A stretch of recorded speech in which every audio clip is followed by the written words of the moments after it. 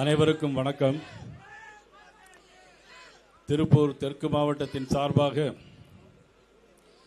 உடுமலைப்பேட்டையில் நடைபெறுகிற இந்த கூட்டத்திற்கு தலைமை தாங்குகிற பாரதிய ஜனதா கட்சியினுடைய மாவட்ட தலைவர் திருமதி மோகனப்பிரியா சரவணன் அவர்களே,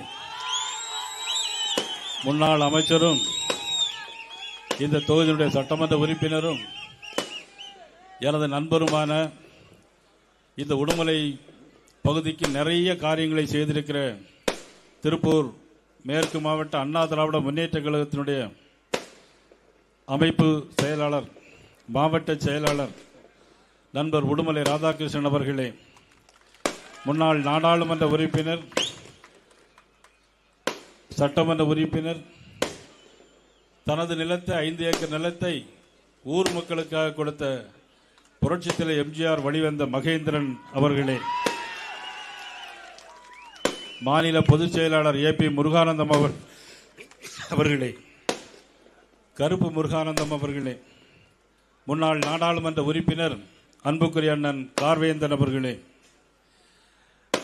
திரு ரத்னவேல் அவர்களே, சக்தி பழனிசாமி அவர்களே, பரணிதரன் அவர்களே, ருத்ரகுமார் முன்னாள் மாவட்ட தலைவர், மதிப்புக்குரிய பொதுச் செயலாளர் வடுகநாதன், மதிப்புக்குரிய மாவட்ட பொதுச் செயலாளர் ஜெகநாதன், மதிப்புக்குரிய சுகுமார் மாவட்ட பொதுச் செயலாளர், முன்னாள் அமைச்சர் எனது அன்பு நண்பர் மதிப்புக்குரிய ஆனந்தன் அவர்கள், பல்லடம் முன்னாள் அமைச்சர் ஆனந்தம் அவர்கள், முன்னாள் எம்எல்ஏ நடராஜ் அவர்கள், முன்னாள் எம்எல்ஏ பரமசிவம் அவர்கள் மற்றும் இந்த நிகழ்வில் கலந்து கொண்டிருக்கின்ற அனைத்து இந்திய அண்ணா திராவிட முன்னேற்ற கழகத்தினுடைய ஒன்றிய கழகத்தினுடைய செயலாளர்கள், பாரதிய ஜனதா கட்சியினுடைய பொறுப்பாளர்கள், மண்டல செயலாளர்கள், ஐஜேகே, தமிழ் மாநில காங்கிரஸ், தமிழக மக்கள் முன்னேற்ற கழகம், புதிய நீதி கட்சி மற்றும் அனைத்து தேசிய ஜனநாயக கூட்டணி சார்பாக நடைபெற இந்த கூட்டத்தில் கலந்து கொண்டிருக்கின்ற உங்கள் அனைவருக்கும் பெரியோர்கள், கட்சிக்கும் அப்பாற்பட்டு இந்த நிகழ்வில் கலந்து கொண்டிருக்கின்ற பெரியோர்கள், உங்கள் அனைவருக்கும் எனது பணிவு கலந்த வணக்கத்தை நான் தெரிவித்துக் கொள்கிறேன். இந்த நிகழ்வில் நான் எப்பொழுதும் செல்லமாக அழைக்கின்ற அந்த பெயரை நான் இப்ப சொல்ல முடியாது. ஆக நான் என்றும் மதிக்கின்ற எங்களது பொதுவாக அனைத்து இந்திய அண்ணா திராவிட முன்னேற்ற கழகத்தில் நான் இருந்த காலத்தில் எந்த அளவுக்கு உறவோடு இருந்தனோ அதே உறவும் கட்சி மாறி போய் 7-8 ஆண்டுகள் ஆனாலும் கூட உறவுகள் மாறாத, திசைகள் மாறாத பறவைகளாக இன்றைக்கு ஒன்றாக ஒரே இடத்தில் நரேந்திர மோடி அவருடைய புண்ணியத்தில் இன்றைக்கு ஒன்றாக பயணிக்கின்ற ஒரு வாய்ப்பு எங்களுக்கு கிடைத்தமைக்கு எனது அண்ணன் பொள்ளாச்சி ஜெயராமன் அவர்களை உங்கள் அனைவருடைய சார்பாக வருக வருக என அன்போடு நான் இந்த நேரத்திலே வரவேற்கிறேன்.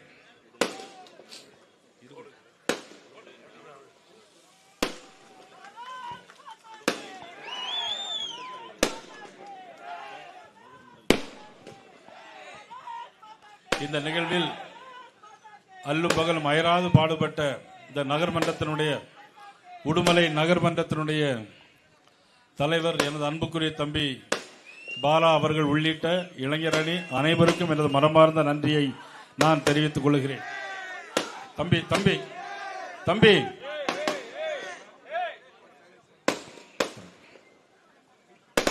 உடுமலைப்பேட்டை என்று சொன்னாலே எல்லாரும் வணக்கம் வணக்கம் வணக்கம் சொல்லுங்க.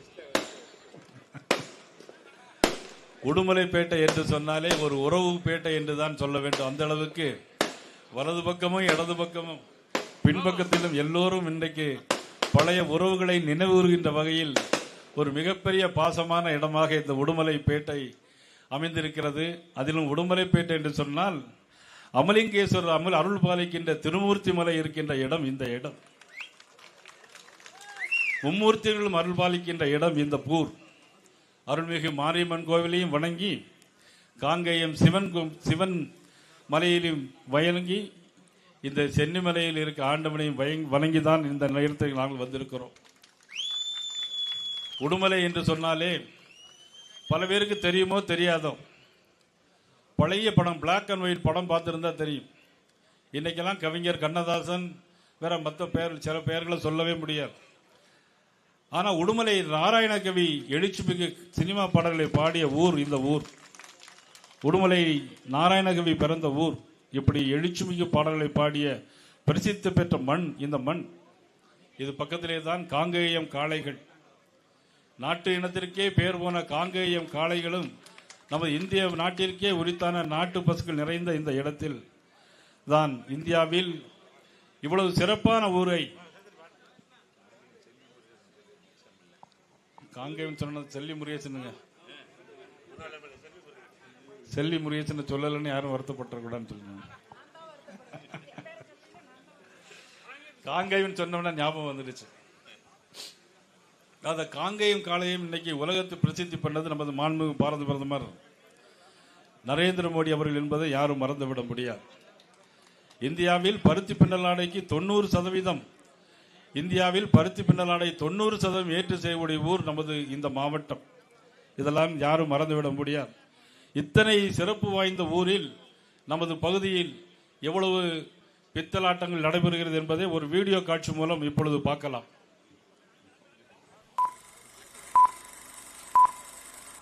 இன்னுயிர் எனும் தன்னுயிரை தந்து நமது தேசிய கொடியை காத்த திருப்பூர் குமரனை பெற்ற மண் இது. இந்தியாவின் பின்னலாடை நகரமாக போற்றி கொண்டாடப்படும் மண் இது. ஆனால் திமுக எனும் தீய சக்தியிடம் சிக்கி நமது திருப்பூர் மாவட்டம் சின்னா பின்னமாகி கிடக்கிறது. கொங்கு நாட்டின் அடையாளமாகவும் கொங்கு மக்களின் உயிர் நாடியாகவும் கருதப்படும் நொய்யல் ஆற்றின் தற்போதைய நிலை என்னவென்று தெரியுமா? கண்ணும் கருத்துமாக பாதுகாக்கப்பட வேண்டிய நொய்யல் நதியில் குப்பைகள் கொட்டப்படுகின்றன. குடம் குடமாக சாயப்பட்டறை கழிவுகள் கலக்கப்படுகின்றன. கரை தழும்ப தண்ணீர் ஓட வேண்டிய நமது நொய்யல் நதியில் நுரை பொங்குகிறது. பல ஊர் மக்களை வாழ வைத்த நொய்யல் நதி நம் கண்முன்னே இப்படி சீரழிந்து போய்க் கொண்டிருக்கிறது. திருப்பூர் மக்களின் அடிப்படை தேவையான நீராதாரத்தையே துளியும் குற்ற உணர்வு இல்லாமல் அழித்து வரும் திமுக அரசு மக்களின் வாழ்வாதாரத்தை மட்டும் விட்டு வைக்குமா? 4 முறை மின்சார கட்டண உயர்வு, தொழில் வரி உயர்வு, நூல் கொள்முதலில் குளறுபடி போன்றவைகளால் திருப்பூர் மாவட்டத்தின் டெக்ஸ்டைல் வளர்ச்சியை முடக்கிவிட்டனர். இதனால் பெரும்பாலானோர் தங்களது தொழிலையே தலைமொழிகிவிட்டனர். மக்கள் புதிதாக தொழில் துவங்குவதற்கு உதவி செய்யும் அரசை நாம் பார்த்துள்ளோம். ஆனால் உலக அளவில் பெயர் பெற்ற ஒரு தொழிலை மூடுவதற்கு திமுக அரசு துடிக்கிறது. அது மட்டுமா, ஆள்வது நம் கட்சி என்ற அதிகார மமதையில் திமுகவினரே பல கொடூர சம்பவங்களில் ஈடுபட்டு வருகின்றனர். திருப்பூர் மாவட்டம் தாராபுரம் அருகே பேரூராட்சி நிர்வாக சீர்கேடு குறித்து ஆட்சியரிடம் புகார் அளிக்க முயவரை கார் ஏற்றி கொலை செய்ததாக திமுக பேரூராட்சி தலைவர் கைது செய்யப்பட்டுள்ளார். திருப்பூர் அருகே சொத்து பிரச்சனையில் ரவுடிகளை ஏவி பெண்ணை தாக்கியதாக திமுக நகரமன்ற தலைவர் மீது குற்றச்சாட்டு எழுந்துள்ளது. திருப்பூர் அருகே சாமி கொடிகளுக்கு மேயரிடமும் கலெக்டரிடமும் சென்றார், ஒரு வேலையும் நடக்காது என்று திமுக கவுன்சிலரின் கணவர் பேசிய பேச்சார்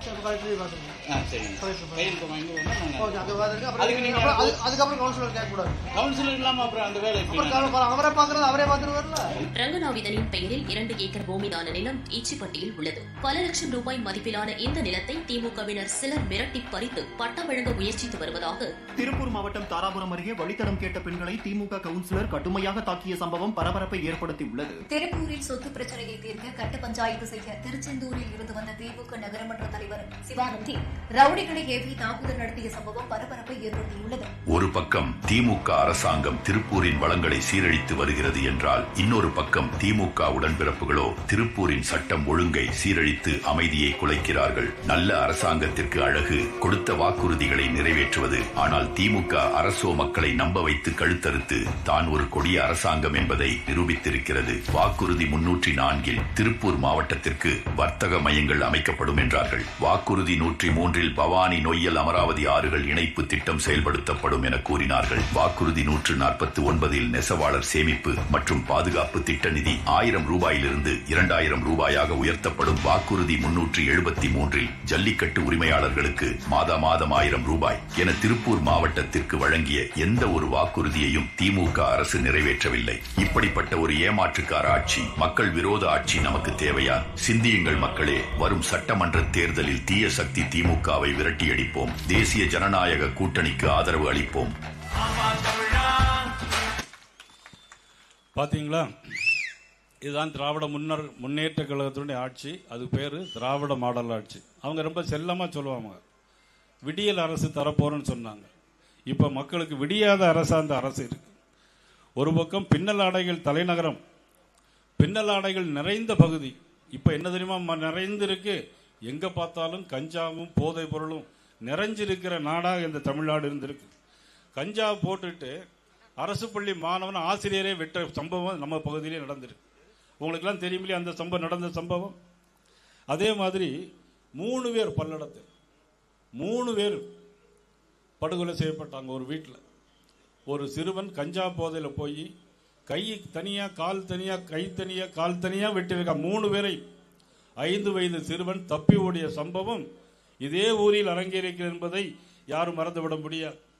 வன சரக அலுவலகத்தில் ஃபாரஸ்ட் டிபார்ட்மெண்ட்ல ஒருத்தரை விசாரணைக்குன்னு கூட்டிட்டு போறாங்க.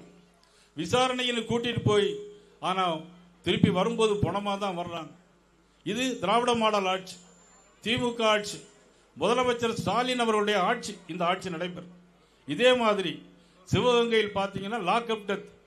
அங்கே பார்த்தீங்கன்னா சாத்தாங்குளம் சம்பவத்துக்காக போராடினாங்க. ஆனால் சிவகங்கையில் நடந்த லாக்அப் டெத் வந்து இதுவரையிலும் 31 லாக்அப் டெத் நடந்திருக்கு. ஃபாரஸ்ட் டிபார்ட்மெண்ட்ல ஒரு கூட்டிட்டு போய் அங்க மர்மமான முறையில் இறந்திருக்கிறாங்க. குடிபோதையில் சண்டை போட்டதை மக்கள் பார்த்துக்கிட்டு இருந்ததை, குடிபோதையில் சண்டை போட்டதை மக்கள் பார்த்துக்கிட்டு இருக்கிறாங்க. தடுக்க போன போலீசாரை வெட்டின சம்பவம் இங்கே ஊரில் இறங்கி இருக்கிறது, யாரும் மறக்க முடியாது. ஒரு மக்கள் பயன்பாடு இல்லாத ஒரு இடம், தேவையில்லாத இடத்துல தார் சாலை போட்டாங்க. தேவையில்லாத இடத்துல போடுறீங்களேன்னு ஒருத்தர் கேட்டதற்கு இங்க ஊர் பிரமுகர் என்ன தெரியுமா செஞ்சாங்க? கார் ஏற்றி கொல்ல பார்த்தாங்க. அவ்வளவு மோசமான இடமாக இருக்கிறது. உடுமலையை சுற்றிலும் நிறைய மலைப்பகுதியில் இருக்கிறது, ஆனால் நிறைய கிராமங்கள் இருக்கிறது. ஆனால் அந்த மக்களுக்கு சுகாதாரத்துக்கு போக வேண்டும் சொன்னால் முடியாது. அவர்களை தொட்டில் கட்டி தான் தூக்கி வர வேண்டிய ஒரு சம்பவம் இதே ஊரில் தான் அரங்கேறி இருக்கிறது. தலைமுறையாக போராடிய ஆனைமலை நல்லாறு திட்டம் இன்னும் கிடப்பிலே போடப்பட்டிருக்கிறது.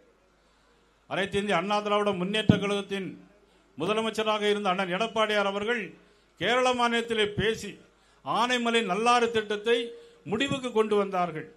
5 ஆண்டுகள் முடிய போது திராவிட முன்னேற்ற கழக அரசு இதுவரையிலும் அது ஒரு துரும்புகை கூட அள்ளி போடவில்லை.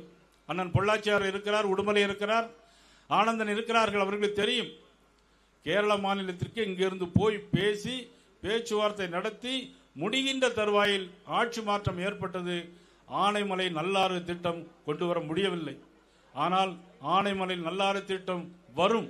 நல்லாட்சி அண்ணன் எடப்பாடி அவருடைய தலைமையிலே நல்லாட்சி வரும்போது ஆனைமலை நல்லாறு திட்டம் வரும் என்று நான் சொல்ல கடமைப்பட்டிருக்கிறேன். இன்றைக்கு காலையில் அன்னூர், சோமனூர், செஞ்சேரிமலை போன்ற பகுதிகளுக்கெல்லாம் போயிட்டு வந்தோம். அங்கே மேட்டுப்பாளையம் போன்ற பகுதிகளுக்கெல்லாம் போயிட்டு வந்தோம். அங்கே விவசாயிகள் வந்து ரொம்ப வருத்தப்பட்டாங்க. தென்னை மரங்கள் நிறைய இருக்கிறது, வாடல் நோய் வருகிறது, காண்டாமிருகம் வண்டு வருகிறது என்று சொன்னதற்கு அமைச்சர்கள் யாரும் செவிசாய்க்கவில்லை. சட்டமன்றத்தில் விவசாய மானியம் வரும்போது நான் பேசினேன். விவசாயத்துறை அமைச்சர் அதை பற்றி கண்டுகொள்ளவே இல்லை. ஆனால் இதற்கெல்லாம் ஒரு ரிசர்ச் ஸ்டேஷன் வேண்டும் என்று விவசாய மக்கள் கேட்டிருக்கிறார்கள்.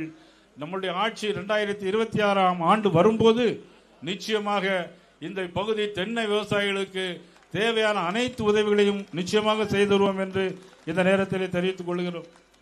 பரம்பிக்குளம் ஆழியாறு திட்டம் இன்னைக்கு தண்ணீர் போகிறது. ஆனால் கடந்த 2 ஆண்டுகளுக்கு முன்னால் அந்த 4.5 லட்சம் ஏக்கர் நிலங்கள் தண்ணீர் இல்லாமல் வாடியதை யாரும் மறந்துவிட முடியாது. இன்னைக்கு மழை அதிகமாக பெறுகிறது, அதனால்தான் இன்னைக்கு தண்ணீர் வருகிறது. இன்றைக்கு யாரும் மறந்துவிட முடியாது. தமிழகத்தில் முதலில் அமராவதி சர்க்கரை ஆலை தோன்றியது. முதலில் தோன்றிய சர்க்கரை ஆலை அமராவதி சர்க்கரை ஆலை. இன்னைக்கு பராமரிப்பு இல்லை. கரும்பு விவசாயிகளுக்கு பணம் கொடுக்க மறுக்கிறார்கள். அவருடைய தேர்தல் அறிக்கையிலே சொன்னார்கள் 4000 ரூபாய் ஒரு டன்னுக்கு தருவோம் என்று சொன்னார்கள். ஆனால் இன்றைக்கு 3000 ரூபாய் கூட கொடுப்பதற்கு பணம் இல்லாமல் இன்னைக்கு திண்டாடுகிறார்கள். அந்த அளவுக்கு மோசமான ஒரு ஆட்சி நடைபெற்றுக் கொண்டிருக்கிறது. கொங்கு மண்டலத்தின் நீர் ஆதாரத்தை வலுப்படுத்த பவானி நொய்யல் ஆறு இணைப்போம் என்று சொன்னார்கள். இந்த வீடியோவில் பார்த்தீங்க. அதை இணைச்சாங்களா? இதுவரைக்கும் இணைக்கல. திருப்பூர் மாவட்டம் கைத்தறி நெசவாளர்களுக்கு கூட்டுறவு வங்கி அமைப்போம் என்று சொன்னார்கள். இதுவரையில் அமைக்கல.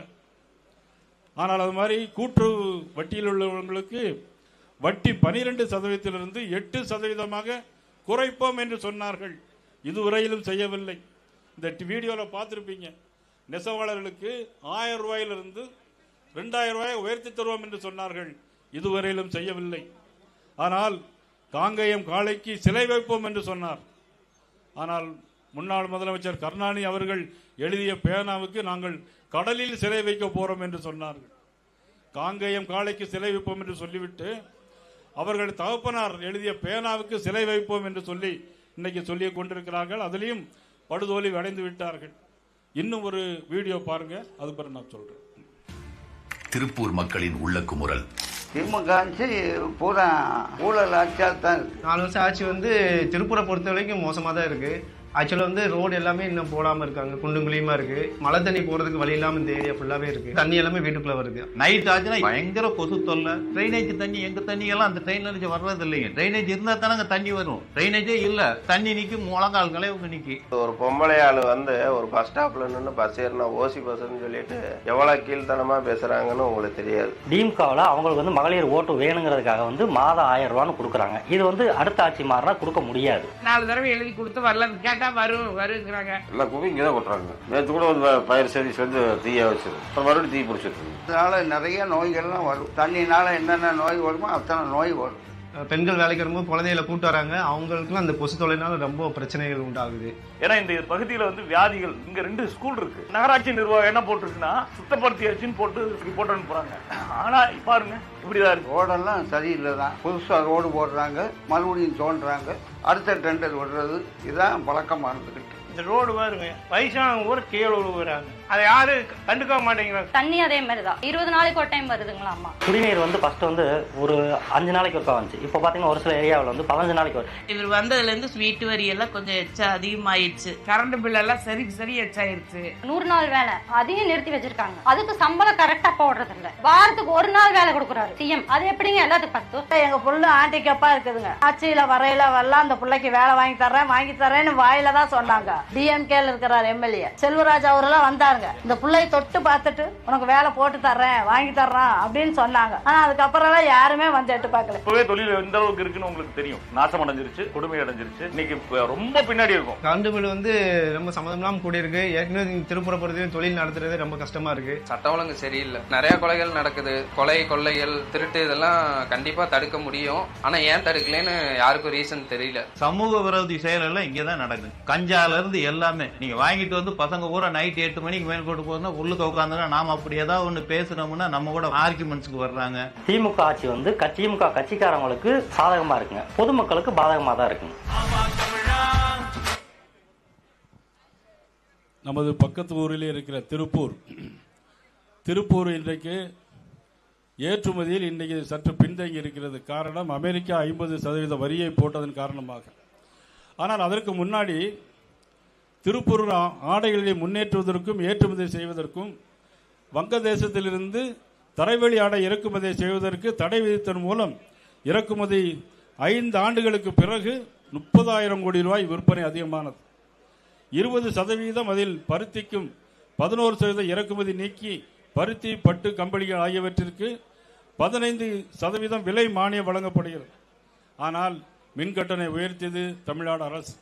அந்த மின்கட்டணத்தை சரி செய்வதற்கு ஜிஎஸ்டியில் வரி குறைத்தது மத்திய அரசு, பாரத பிரதமர் நரேந்திர மோடி அவர்கள் என்பதை நாம் மறந்துவிட முடியாது.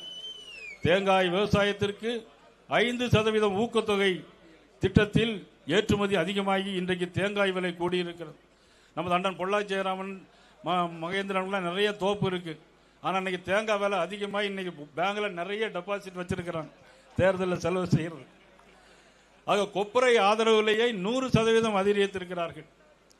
திருப்பூரில் 100 படுக்கைகள் கொண்ட இஎஸ்ஐ ஆஸ்பத்திரி இங்கு வந்திருக்கிறது. இதுக்கெல்லாம் காரணம் பிரதமர் நரேந்திர மோடி அவர்கள்.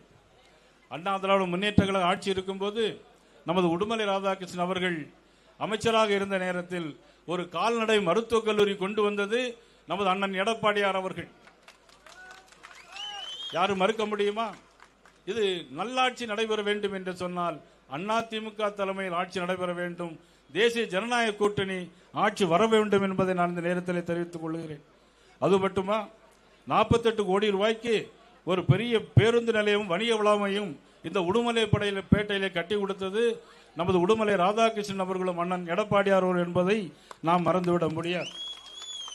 உடுமலைப்பேட்டையில் அரசு மருத்துவமனையில் 100 படுக்கை கொண்ட புதிய கட்டிடம், சிடி ஸ்கேன், மற்றும் 6.93 கோடி ரூபாய் மதிப்பீட்டில் அமைத்து கொடுத்தது அதிமுக அரசு. யாரும் மறந்துவிட முடியாது. 2021 2026 இதுவரையிலும் 1417 கோடி ரூபாய்க்காக இங்க திட்டங்கள் தீட்டப்பட்டிருக்கிறது. இவ்வளவும் அதிமுக ஆட்சியில் நடைபெற்றது. பாரதிய ஜனதா கட்சி தலைமையில் நடைபெற்ற மத்திய அரசு பாரத நரேந்திர மோடி அவர்கள் கொண்டு வந்த திட்டத்தின் அடிப்படையிலும் இவ்வளவு காரியங்கள் நடைபெற்றிருக்கிறது. ஆனால் இன்றைக்கு பெண்களுக்கு பாதுகாப்பு இல்லை. ஆனால் பெண்களுக்கு பாதுகாப்பான இடம் கொங்கு மண்டலம் என்று ஒரு பெயர் இருந்தது. கோவை மருத்துவமனையில் 2-3 தினங்களுக்கு முன்னாக ஒரு ஆணும் பெண்ணும் தனியாக பேசியிருக்கிற சூழ்நிலையில் அந்த ஆணை அரிவாளால் வெட்டிவிட்டு அந்த பெண்ணை இழுத்து போய் முள் புதருக்குள்ள கூட்டிட்டு போய் 3 பேர் பலாத்காரம் செய்திருக்கிறார்கள். விடியற்கால 4 மணி வரையிலும். காவல்துறை என்ன செய்து கொண்டிருந்தது? காவல்துறையை கையில் வைத்துக் கொண்டிருக்கின்ற நமது முதலமைச்சர் என்ன செய்து கொண்டிருந்தார் என்றுதான் எங்களுடைய கேள்வியாக உடனடியாக நாங்கள் கோவைக்கு போய் போராட்டம் நடத்தினோம். ஆனால் இன்றைக்கு சட்டம் ஒழுங்கு கெட்டுவிட்டது. கஞ்சா போதைப் பொருளுக்கு அதிகமாகிவிட்டது. பல்லடத்தில் 3 பேரை வெட்டி கொள்கிறார்கள். ஆனால் தோப்பில் உடுமலைப்பேட்டையை தொட்டு எடுத்திருக்கிற தோட்டங்களில் தினசரி படுகொலைகள். இந்த பகுதியில் உள்ள மக்கள் அனைவரும் தோட்டத்திலே போய் தங்குவார்கள். இப்பொழுது யாரும் தோட்டத்திற்கு போவதற்கே பயப்படுகிறார்கள். காரணம் திமுக ஆட்சி. சட்டத்தின் ஆட்சி இல்லை, நடைபெறவில்லை. காவல்துறையை கையில் வச்சிருக்க முதலமைச்சர் அதை கண்டுகொள்ளவும் இல்லை. ஆனால் தொடர்ந்து கொலைகள் நடந்து கொண்டிருந்தது. ஆனால் பேருக்கு 2 பேரை பிடிச்சு கேஸ் போட்டாங்க. அது பிறகு முருகானந்தம் எல்லாரும் போய் ஆர்ப்பாட்டம் பண்ண பிறகு அதுக்கு பிறகு 4 பேரை பிடிச்சாங்க. ஏற்கனவே அக்யூஸ்ட் உள்ள இருக்கான்னு சொல்லி அந்த கேஸை முடிச்சாங்க. இன்னொரு கேஸுக்கு போகும்போது அவனை பிடிக்கும் போது அவன் சொல்றான் 17 கொலைகளை நாங்கள் தான் பண்ணோம் அப்படிங்கிறான்.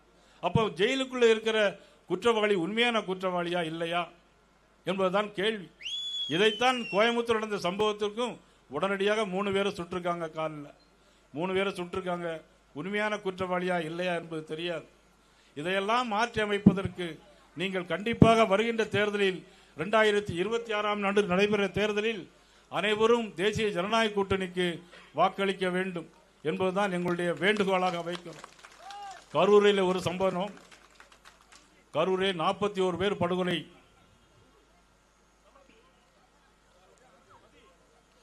கரூரிலே 41 பேர் இறந்து போனார்கள். தமிழக வெற்றி கழகத்தினுடைய தலைவர் அங்கே வருகிறார். வண்டியிலே வரும்போது மைக்கை எடுத்துக்கொண்டு பாடுகிறார். பாட்டிலுக்கு 10 ரூபா, பாட்டிலுக்கு 10 ரூபான்னு பாடுறார். பாட்டிலுக்கு 10 ரூபான்னா என்னன்னு தெரியுங்களா உங்களுக்கு? பாட்டிலுக்கு 10 ரூபான்னா என்னது? பாட்டிலுக்கு 10 ரூபான்னு பாடும்போது செருப்பை கலத்து வீசுறாங்க. கரண்ட் ஆஃப் ஆகுது. போலீஸ் லத்தி சார்ஜ் பண்றாங்க. இப்படி போட்டா பொதுமக்கள் எப்படி அங்கே நிற்க முடியும்? தள்ளு முள்ளுல 41 பேர் இறந்து போறாங்க. 3 வயசு குழந்தை, 10 வயசு குழந்தை தன்னுடைய தாய் கண் முன்னாலே எல்லாரும் நசுக்கி அதை அந்த குழந்தை சாகிறது. தன்னுடைய தாய் கண் முன்னாலே 3 வயது குழந்தையை கூட்டத்தில் நெரிசலில் மிதித்து கொல்லும் போது அவர்களுக்கு எவ்வளவு வைத்தறிச்சல் இருக்கும், எவ்வளவு வேதனை இருக்கும். இந்த பாவம் எல்லாம் யாரை பிடிக்கும்? 41 இறந்து போனார்கள். முதலமைச்சர் உடனடியாக சென்னையிலிருந்து இரவோடு வந்து எல்லாரையும் போஸ்ட்மார்ட்டம் பண்ணி அதிகாரிக்கு முன்னாடியே அனுப்புகிறார். ஏன் இந்த அவசரம்? எதற்கு இந்த அவசரம்? தேவையில்லை. கள்ளக்குறிச்சியில் 65 பேர் இறந்து போனார்கள். 10 லட்சம் ரூபாய் கொடுக்கிறாங்க.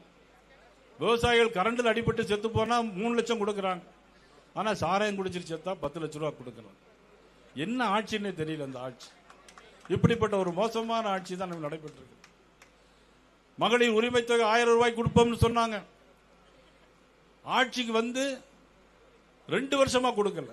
பாராளுமன்ற தேர்தல் வரும் வரைக்கும் கொடுக்கல. ஆட்சிக்கு வந்தவுடன் முதல் கையெழுத்து நீட்டு ரத்து செய்வோம்னு சொன்னாங்க. இதுவரையிலும் செஞ்சிருக்காங்களா? செய்யல. அவங்களுக்கு தெரியும், சொல்லும் போதே பொய்யை தான் சொல்றாங்கிறது தெரியும்.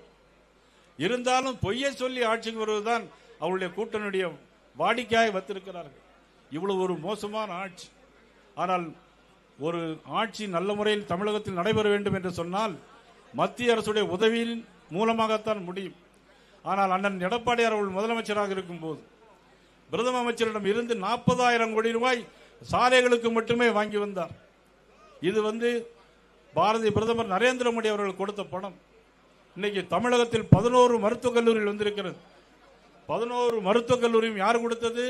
பாரத பிரதமர் நரேந்திர மோடி அவர்கள் கொடுத்தது. யார் இங்க வாங்கிட்டு வந்தாங்க? அண்ணன் எடப்பாடி அவர்கள் வாங்கிட்டு வந்தார். ஆக மத்திய அரசு மாநில அரசு உறவு நன்றாக இருந்தால்தான் மத்திய அரசுடைய நிதி இங்க வரும். அதற்கு பதிலாக மத்திய அரசோடு மோதல் போக்கு வைத்திருந்தால் நிதியும் வராது, மக்களுக்கு நன்மையும் கிடைக்காது.